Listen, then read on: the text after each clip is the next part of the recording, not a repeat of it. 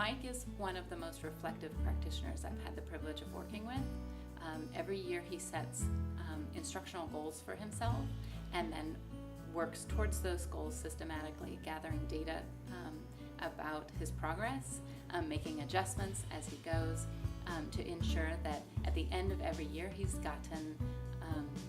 has made improvements, he's gotten better at something in his teaching practice. So I teach 1st through 5th grade science. All the school's 1st through 5th graders come to me once a week as a pull-out special. Well, I think the most important thing in teaching is relationships. There are lots of levels of relationships you can have as a teacher. There's the relationship between you and your students and other students, and also the relationship between the students and the subject matter, which I see as sort of like a friendship. I want them to feel comfortable with the things we're studying so that they feel like these are things that are part of their life, things that matter. And as a science teacher, I'm not really teaching kids science as much as I'm teaching them to love and ask questions about the natural world. So as the teacher, I show them that this is something that I'm comfortable with and something that I love, and I want them to sort of follow my lead and to build relationships with all these amazing things that happen in the world around us, so that they feel like they belong in this world and that they get the sense that they can start poking around and asking questions just like the adults did. That this is all for us, this is all something we do together, and that students are natural scientists, especially elementary school students.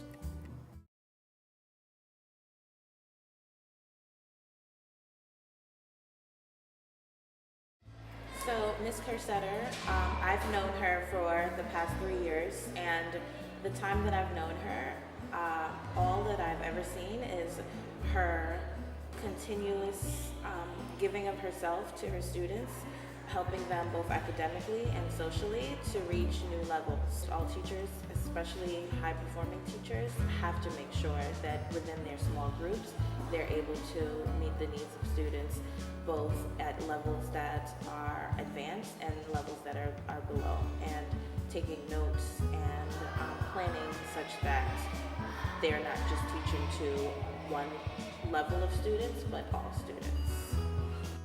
I am early childhood education, so I believe giving students as young as 3, 4, and 5-year-olds just a quality education, quality environment for them to learn in, believing that all students can learn, taking students who may be below grade level coming in, or even students who are above grade level, and meeting the needs of all learners. But just those little things, social, emotionally, and those small steps, and then just they're 4 and 5, so they love school, and just seeing how much they love school on a day-to-day basis. They love coming, they can't wait to get to school, the hugs that they give you, just the appreciation even from parents who are noticing a difference as well in their children. So that's just kind of what I love seeing and why I love this teaching profession, knowing that I'm making a difference in the earliest years for these children to take that and succeed later on in life.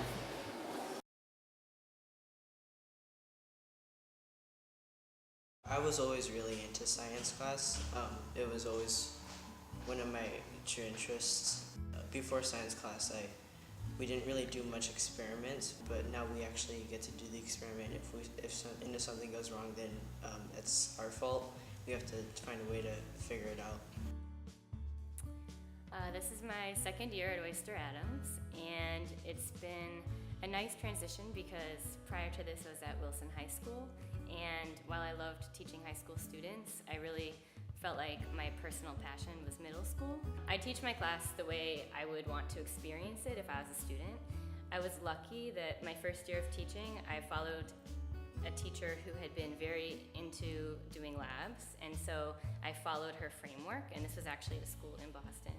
I followed her framework and her labs, and then have built on over the years my own kind of style. I also love something called science cartoons, which I learned from a teacher when I was at Seed.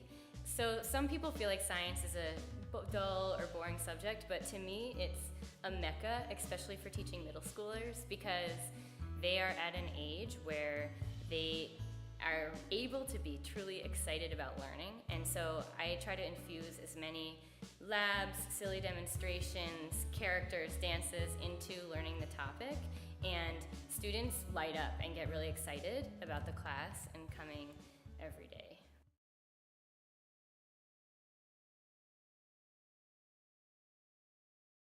So today, Ms. Ramakati asked students to describe her, and they said that she was short, strict, and serious.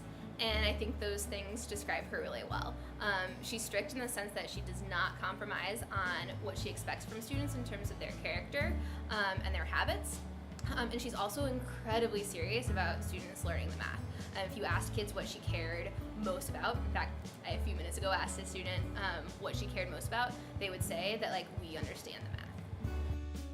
My first year teaching, I didn't know what to expect. My only experiences in a school were the experiences I had as a student. But it's so rewarding on the day-to-day in the really small ways. Challenging, yes, but very rewarding when a kid realizes they can do their work on their own, or just wants some affirmation that what they did was correct, or wants to share with you something personal and you know you've built that relationship.